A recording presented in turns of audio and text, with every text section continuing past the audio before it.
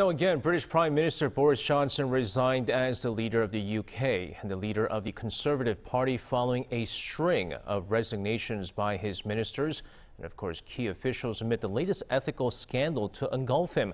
Johnson stepped down as Tory leader effective immediately, but plans to remain in at number 10 while his party chooses his successor. So today we discuss what's ahead for the UK and where this resignation leaves the nation, which is grappling with a cost of living crisis.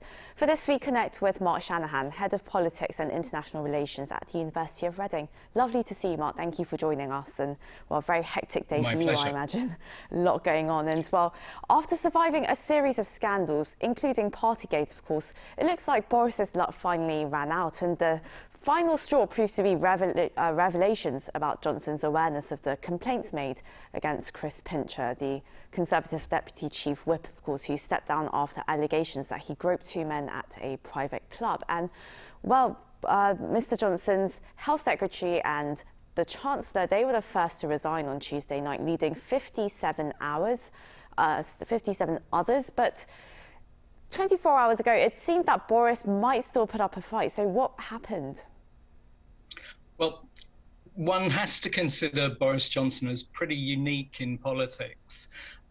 He's made part of rubber, part of Teflon. He just keeps deflecting and bouncing back. And he was elected by the British populace because he was a bit of fun at a very tough time when Brexit was grinding everybody down. And he's a brilliant campaigner who won an election for the Tories and delivered an 80-seat majority, which is a huge majority. But over the last 3 years, all of that goodwill and all of that good effort has dissipated. And it just got to the point that drip, drip, drip, ministers were leaving on the hour, almost every hour, and then every few minutes, to the point that very early yesterday morning, he realized he just couldn't go on. There was not a government left for him to govern. And the party had told him very, very clearly that they no longer had any trust in him whatsoever. He thought he could wriggle out of it, but he just ran out of road. So what we know is that Johnson wants to stay in power until his, of course, successor is chosen. But I mean, several of his MPs want him to leave immediately, saying that, given the number of resignations from his government, he doesn't have the authority to lead. So is there going to be an interim leader? What comes after all this? Okay, it's actually unlikely that there will be an interim leader because there's simply no device to make that happen. The party rules state that the current Prime Minister stays in office. He's not in power, but he remains in office until a successor is chosen. What they're trying to do now is to speed up the process. There's going to be a very wide field of contenders. They'll try and whittle those down to 2 within the next 2 weeks before Parliament breaks up for the summer recess. And then before September the 5th, when Parliament reconvenes, they will have an election among Conservative Party members, so that by the time Parliament comes back early in September, there will be a new Conservative leader, de facto Prime Minister. It is unlikely that anything huge is going to happen during August, when Johnson will be still supposedly in charge. And what they will try and do is restrict what he can do. There will be no new policy happening over the next 6-8 weeks. And while the health minister, who's now resigned, he told Mr. Johnson that the party, the Conservative Party rather, needs humility, grip and a new direction. But it's clear that under Mr. Johnson's leadership, the situation is not going to change. And while the series of scandals that hit not only the PM but the Tories has been very damaging for the ruling party. And, well, what does the future hold for the Tories?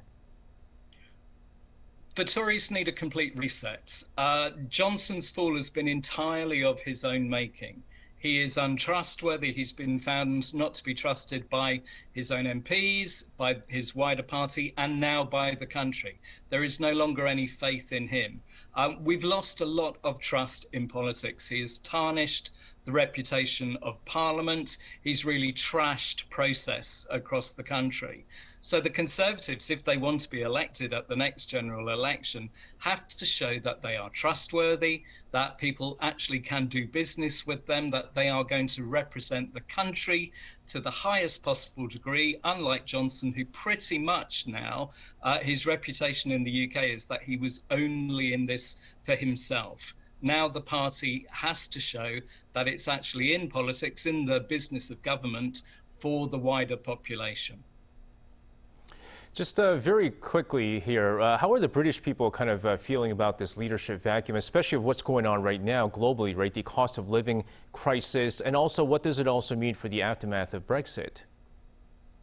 Well, there is a sense that the Conservative Party will still govern. And there's actually quite a collective sigh of relief across the country that Johnson is gone. In the minds of the population, he's already history.